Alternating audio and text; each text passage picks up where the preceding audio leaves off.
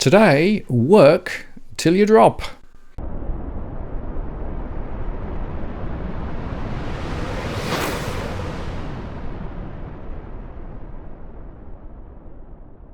Hi again, it's Martin North from Digital Finance Analytics, one latest post covering finance and property news. Well, okay, we know that many households are under severe pressure thanks to falling real incomes, rising inflation, and of course, interest rate payments. I covered this yesterday in the context of the latest GDP numbers, which on a GDP per capita basis were frankly pretty frightful.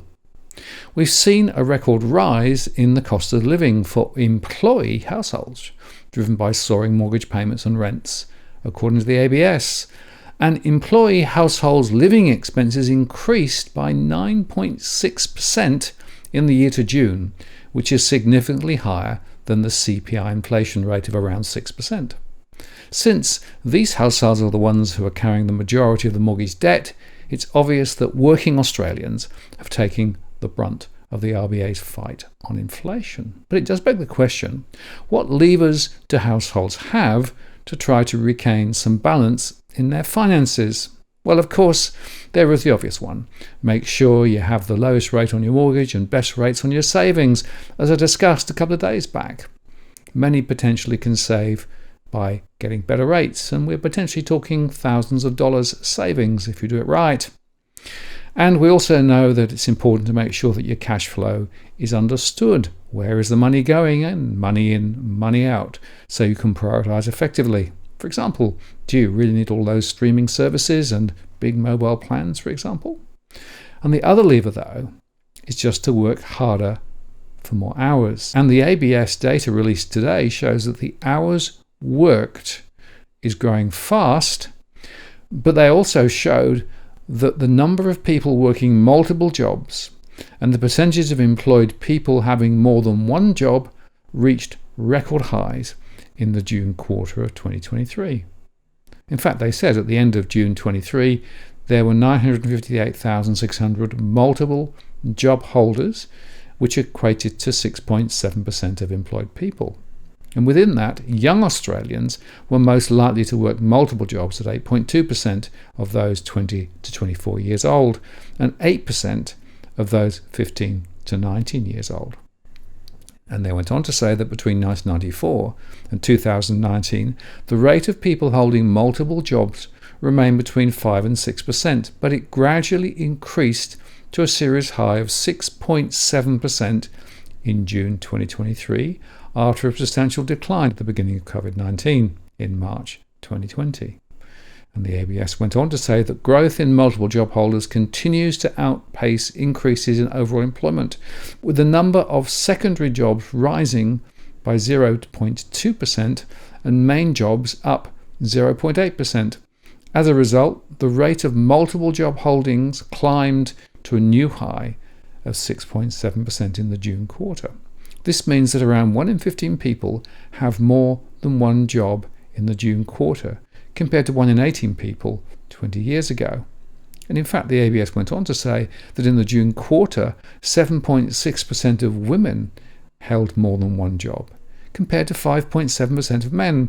Over the past 5 years, the multiple job holding rate for women has on average been about 1.9 percentage points higher than for men. The healthcare and social assistance industry had the highest overall number of people holding more than one job at 157,200 people, and in that area, 78.9% of those are women. This broadly reflects the gender distribution of employed people in this industry, with labour force data showing that 76.5% are women. And the rate of multiple job holdings were the highest in the administrative and support services industries at 9.4%, followed by agriculture, forestry and fishing at 9.3%, and arts and recreation services at 8.8%, and it was lowest in the electricity, gas, waste and water services industries at 3.6%. Despite the recent increase in filled jobs, which rose by 0.8% over the quarter, job vacancies remained much higher than before the pandemic. They fell by 3% in the June quarter 23. That's the third straight fall, but remains at 87.4% above the March quarter of 2020. And around 2.7% of total jobs were vacant in the June quarter, which was down from the record high of 3.2% in September 2022, but still well above the 1.6% in the March quarter of 2020. So there's a couple of points to make here. Firstly, one of the levers, as I've said, is to work harder and work longer. In other words, work until you drop.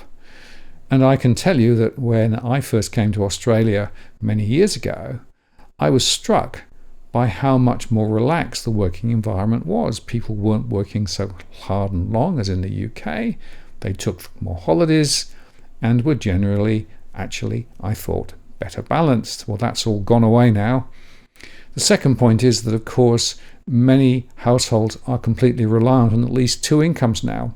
So the wife working is not a choice, it's a necessity. And many of those women are in multiple part-time jobs, chasing their tails to try and help bring a few extra dollars in to the household.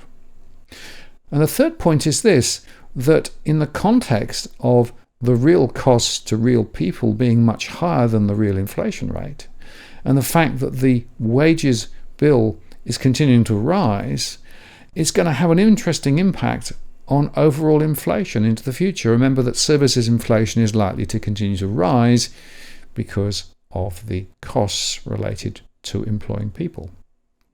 So you can see, if you stand back here, that the solution that the government is having to deal with is that people are being forced to work harder and to work longer. And incidentally, one of the other factors is that people are still leaving jobs and retiring somewhat earlier than they used to, but that's more because people don't want necessarily to employ older people. I still think there is age-related discrimination very active in Australia. So you can see here that this whole story is very, very worrying. And for many households, the only thing they can do is to try and hunker down and to work harder. In other words, the future is you work till you drop. Now, if you're buying your home in Sydney's contentious market, you don't need to stand alone. This is the time you need to have Edwin Almeida from Ribbon Property Consultants standing alongside you. Buying a property is both challenging and adversarial. The vendor has a professional on their side. Emotions run high, price discovery and price transparency are hard to find, and then there's the wasted time and financial investments that you make. Edwin understands your needs, so why not engage a licensed professional to stand alongside you? With RPC, you know you have experience, knowledge, and master negotiators looking after your best interests. So shoot Ribbon an email at info@ribbonproperty.com.au, and if you use the promo code DFAWTW/Martin, you can get a 10% discount offer. I'm Martin North from Digital Finance Analytics. Many thanks for watching, and I'll see you again next time.